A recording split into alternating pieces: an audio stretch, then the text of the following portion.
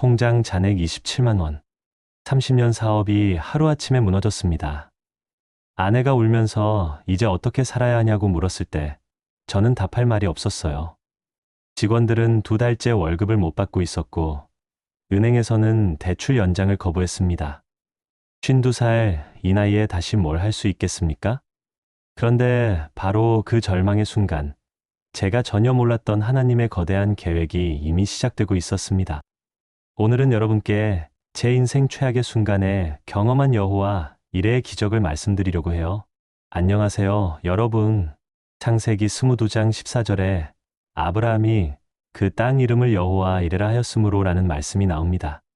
여호와 이레, 여호와께서 준비하신다는 뜻이죠. 사실 이 말씀 젊었을 때는 그냥 아브라함의 옛날 이야기구나 하고 넘어갔었거든요. 교회에서 수십 번 들었지만 그저 머리로만 아는 지식이었어요. 그런데 제가 50대 중반이 되어서 인생 최대의 위기를 겪으면서 이 말씀이 얼마나 살아있는 하나님의 약속인지, 지금도 우리 삶 속에서 역사하고 계시는 하나님의 손길인지 뼈저리게 깨닫게 되었습니다. 오늘 제 이야기를 들으시고 혹시 지금 어려운 상황에 계신 분들이 조금이라도 위로와 소망을 얻으셨으면 좋겠어요. 이야기는 2018년 가을부터 시작됩니다. 저는 그때 작은 플라스틱 부품 제조 공장을 운영하고 있었어요. 22살 때 작은 가게에서 시작해서 30년을 키워온 제 인생의 전부였죠. 직원도 15명 정도 되고 큰 회사는 아니지만 나름 안정적으로 운영하고 있었거든요. 주요 거래처가 대기업 자동차 부품 회사였는데 그들과는 벌써 15년째 거래를 하고 있었어요. 서로 믿고 의지하는 사이였죠. 매달 꼬박꼬박 주문이 들어오고 저희도 품질 관리에 최선을 다했습니다. 그런데 어느 날 갑자기 연락이 왔어요. 죄송하지만 내달부터 해외 생산기지로 생산을 이전하기로 했습니다. 계약을 종료해야겠습니다. 처음엔 귀를 의심했어요. 15년 동안 한 번도 품질 문제나 납기 문제를 일으킨 적이 없는데 갑자기 일방적으로 계약 종료라뇨. 하지만 글로벌 경쟁에서 살아남기 위해서는 어쩔 수 없다는 거였어요. 인건비가 우리나라의 3분의 1도 안 되는 동남아시아로 가야 한다는 거죠. 그 거래처가 저희 매출의 70%를 차지하고 있었거든요. 하루아침에 수입의 70%가 사라진 거예요. 다른 거래처를 찾으려고 발품을 팔았지만 어디나 상황은 마찬가지였어요. 다들 해외로 더 싼 곳으로 가고 있었습니다. 한 달, 2달이 지나면서 상황은 점점 더 심각해졌어요. 월 고정비만 해도 4천만 원이 넘었거든요. 직원들 월급 3천만 원, 공장 임대료 500만 원, 각종 관리비에 원자재비까지. 처음에는 그동안 모아둔 여유 자금으로 버텨보려고 했어요. 곧 좋은 거래처가 나타날 거야 하면서요. 그런데 3개월, 4개월이 지나도 상황은 나아지지 않았어요. 오히려 더 악화되었죠. 은행에서 운영자금 대출을 받아보려고 했는데 경영 상태가 불안하다면서 거절당했어요. 그동안 성실히 이자를 낸 것도 소용없었습니다. 기존 대출의 연장마저 어렵다는 통보를 받았어요. 제일 힘든 건 가족들을 보는 거였어요. 아내는 매일 밤 울었어요. 당신이 뭘 잘못했다는 게 아니야. 그런데 이제 우리 어떻게 살아야 해? 고등학교 3학년인 큰아이는 대학 등록금 걱정을, 중학생인 둘째는 학원비 때문에 친구들과 어울리지 못한다고 풀이 죽어 있었어요. 아이들 앞에서는 괜찮은 척했지만 사실 저도 답이 없었거든요. 더 힘들었던 건 직원들이었어요. 저와 함께 10년, 15년을 일해온 사람들이에요. 가족 같은 사이였죠. 그런데 월급을 못 준 지 2달이 지나면서 1명씩 2명씩 떠나기 시작했어요. 사장님, 정말 죄송해요. 우리 집도 살아야 해서. 그런 말을 들을 때마다 가슴이 찢어지는 것 같았어요. 그들을 붙잡을 수도 없었고 언제 월급을 줄 수 있다고 약속할 수도 없었거든요. 2018년 11월 어느 날 밤이었어요. 사무실에 혼자 앉아서 통장을 확인했는데 잔액이 정확히 27만 원이었습니다. 집 통장, 회사 통장, 개인 통장을 다 합쳐서요. 27만 원. 가족 4명이 한 달을 어떻게 살아야 할까요?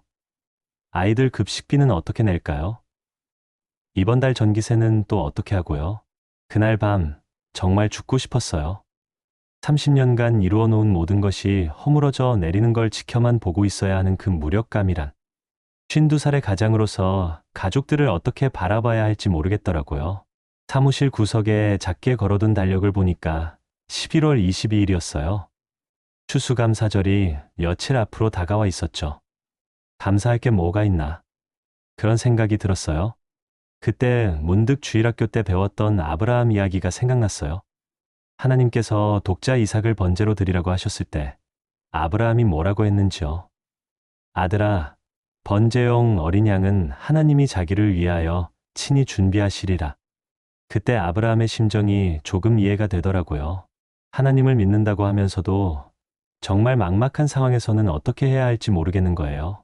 그런데 아브라함은 끝까지 하나님을 신뢰했잖아요. 저도 그날 밤 무릎을 꿇고 기도했습니다. 정말 오랜만에 진짜 기도를 했어요. 하나님, 저도 정말 모르겠습니다. 어떻게 해야 할지, 어디로 가야 할지. 그런데 아브라함에게 어린 양을 준비해 주셨듯이 저에게도 길을 열어주실 거라고 믿습니다. 여호와 이레의 하나님이시니까요. 제가 볼 수 없는 곳에서 이미 무언가를 준비하고 계실 거라고 믿어요. 그렇게 1시간 넘게 기도하고 집에 돌아갔어요. 아내는 이미 잠들어 있었고 아이들도 조용했어요. 그날 밤은 오랜만에 깊게 잠들 수 있었어요. 다음 날 아침 8시경이었어요. 핸드폰이 울렸는데 모르는 번호였어요. 요즘 같은 상황에서는 채권자들 전화일 수도 있어서 받기가 싫었지만 그래도 받았죠. 형님, 안녕하세요. 김태현입니다. 김태현, 어디서 들어본 이름인데 하다가 생각났어요. 10년 전에 저희 회사에서 2년 정도 일했던 후배였어요. 성실하고 똑똑한 친구였는데 더 큰 회사로 이직했었거든요. 아, 태현이구나. 어떻게 지내? 형님, 갑자기 연락드려서 죄송한데요. 저희 회사에서 급하게 외주 업체를 찾고 있거든요. 형님이 하시던 분야랑 정확히 맞는 일이에요. 혹시 시간 되시면 내일 한번 뵐 수 있을까요? 솔직히 반신반의했어요. 요즘 상황이 워낙 안 좋아서 다들 외주는 줄이고 있는데 갑자기 일거리가 생긴다는 게 믿어지지 않았거든요. 하지만 푸른 하늘에서 내린 연락이니까 일단 만나보자고 했어요. 다음 날 그 회사에 갔는데 규모가 상당히 큰 회사였어요. 태연이는 그 회사에서 이제 부장까지 진급해 있더라고요. 형님, 저희가 새로운 프로젝트를 시작하는데 특수한 기술력이 필요해요. 시장에서 이런 걸 할 수 있는 업체가 많지 않거든요. 형님이 30년 동안 쌓아온 그 기술력이 정확히 저희가 원하는 거예요. 자세한 얘기를 들어보니 정말 제가 가진 기술과 딱 맞아떨어지는 일이었어요. 더 놀라운 건 6개월짜리 프로젝트인데 계약 규모가 상당했다는 거예요. 형님, 일단 1차로 6개월 계약하고 결과가 좋으면 장기 계약으로 갈 수도 있어요. 그 자리에서 바로 계약서를 썼어요. 돌아오는 차 안에서 눈물이 났어요. 어제까지만 해도 27만 원 가지고 어떻게 살아야 할지 막막했는데 하루 만에 이런 기회가 생기다니. 그런데 이게 끝이 아니었습니다. 첫 번째 프로젝트를 성실히 해냈더니 그 회사에서 정말로 장기 계약을 제안했어요.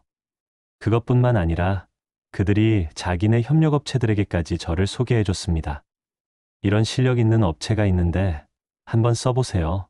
한 곳에서 두 곳으로, 두 곳에서 네 곳으로 소문이 소문을 낳았어요. 더 놀라운 건 제가 30년간 쌓아온 기술과 경험이 요즘 젊은 사람들이 잘 모르는 분야였다는 거예요. 젊은 기술자들은 최신 장비, 컴퓨터 프로그램을 잘 다루지만 손으로 만져보고 경험으로 판단하는 세밀한 작업들은 오히려 저 같은 사람이 더 잘할 수 있는 일이었거든요. 나이와 경험이 단점이 아니라 오히려 가장 큰 장점이 되었어요. 6개월 후에는 예전보다 더 안정적인 수입을 얻게 되었어요. 직원들을 다시 불러들였고 밀렸던 월급도 모두 지급할 수 있었어요. 아이들 등록금도 걱정 없게 되었고요. 그런데 정말 놀라운 걸 발견했어요.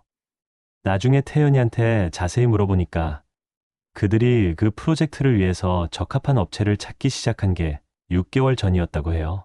제가 절망하기 훨씬 전부터 하나님께서는 이미 저를 위한 길을 준비해두고 계셨던 거예요.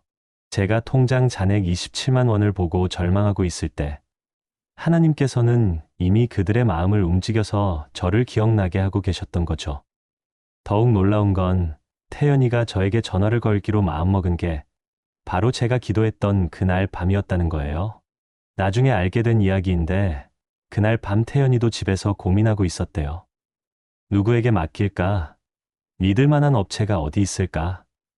하다가 갑자기 제 얼굴이 떠올랐다는 거예요. 그때 깨달았습니다. 여호와 이레 하나님께서 준비하신다는 것의 진정한 의미를요. 아브라함이 이삭을 제단에 올려놓고 칼을 들었을 때 하나님께서 갑자기 수샹을 창조해서 보내주신 게 아니에요.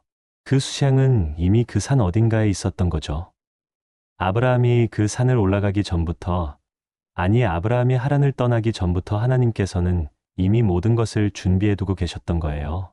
제 경우도 마찬가지였어요. 태연이라는 사람, 그가 일하는 회사, 그 회사의 새로운 프로젝트, 그들이 필요로 하는 기술력, 이 모든 것이 제가 위기에 빠지기 훨씬 전부터 하나님께서 미리 준비해 두신 것들이었던 거예요. 여러분, 지금도 하나님께서는 우리를 위해서 무언가를 준비하고 계십니다. 우리가 보지 못하는 곳에서 우리가 알지 못하는 방법으로 말이에요. 혹시 지금 절망적인 상황에 계신 분이 계신가요? 모든 길이 막힌 것 같아 보이시나요? 통장 잔고가 바닥나고 앞길이 보이지 않아 답답하신가요? 그럴 때일수록 기억하세요. 창세기 22장 14절 말씀을요. 아브라함이 그 땅 이름을 여호와 이레라 하였으므로 오늘날까지 사람들이 이르기를 여호와의 산에서 준비되리라 하느니라. 여호와 이레, 하나님께서 준비하신다. 이 약속은 아브라함만의 것이 아닙니다. 모세만의 것도 아니고 다윗만의 것도 아니에요. 오늘도 지금도 우리를 위해 살아 역사하시는 하나님의 약속입니다. 저는 52살에 인생 최대의 위기를 겪었지만 하나님께서는 그 위기를 통해서 더 큰 축복을 주셨어요. 30년간 한 가지 일만 하던 제가 이제는 여러 분야의 다양한 사람들과 일하게 되었어요. 예전보다 더 안정적이고 더 보람 있는 일을 하게 되었고요. 혹시 50대, 60대, 70대 분들 중에서 이제 너무 늦었어. 나이 들어서 새로 뭘 시작할 수 있겠어? 라고 생각하시는 분 계신가요? 저도 그렇게 생각했어요. 52살에 사업이 망하고 나서 이제 끝났구나 생각했었거든요. 하지만 하나님의 시간표는 우리와 다릅니다. 그분은 우리가 포기하려고 할 때까지 기다리셨다가 가장 필요한 순간에 가장 완벽한 해답을 주세요. 모세는 80세에 출애굽의 사명을 받았어요. 갈렙은 85세에 헤브론 산지를 정복했고요. 아브라함은 75세에 하란을 떠나 새로운 인생을 시작했습니다. 성경은 때 늦은 순종이라는 게 없다는 걸 보여주고 있어요. 여러분의 경험과 연륜은 젊은이들이 따라할 수 없는 귀중한 자산입니다. 하나님께서는 바로 그 경험과 연륜을 사용하셔서 여러분만이 할 수 있는 일을 준비해 두고 계셔요. 그렇다면 우리는 어떻게 해야 할까요? 첫째, 포기하지 마세요. 아브라함이 칼을 내려놓지 않았듯이 우리도 끝까지 최선을 다해야 해요. 하나님의 때까지 성실하게 기다리는 거죠. 둘째, 기도하세요. 진짜 기도를요. 형식적인 기도가 아니라 정말 하나님께 매달리는 기도 말이에요. 제가 그날 밤 했던 것처럼 솔직하게 어려움을 털어놓고 도움을 구하세요. 셋째, 감사하세요. 상황이 어려워도 감사할 거리를 찾아보세요. 건강, 가족, 그동안 쌓아온 경험들. 감사하는 마음이 생기면 하나님께서 준비하신 기회들이 보이기 시작해요. 넷째, 관계를 소중히 하세요. 제게 기회를 준 태연이처럼 언제 어떤 사람을 통해 하나님의 도움이 올지 모르거든요. 평소에 사람들과 좋은 관계를 맺어두는 게 정말 중요해요. 사랑하는 여러분, 여호와 이레의 하나님을 신뢰하시기 바랍니다. 그분은 여러분이 절망하기 전부터 이미 길을 준비해두고 계세요. 여러분이 포기하고 싶을 때까지 기다리셨다가 가장 완벽한 타이밍에 가장 좋은 해답을 주실 거예요. 저는 지금 3년이 지난 시점에서 돌아보니까 그때 그 위기가 있었기에 더 큰 축복을 받을 수 있었다는 걸 깨달아요. 만약 예전 사업이 그대로 잘 됐다면 지금 같은 새로운 경험도 더 넓은 세계도 보지 못했을 거예요.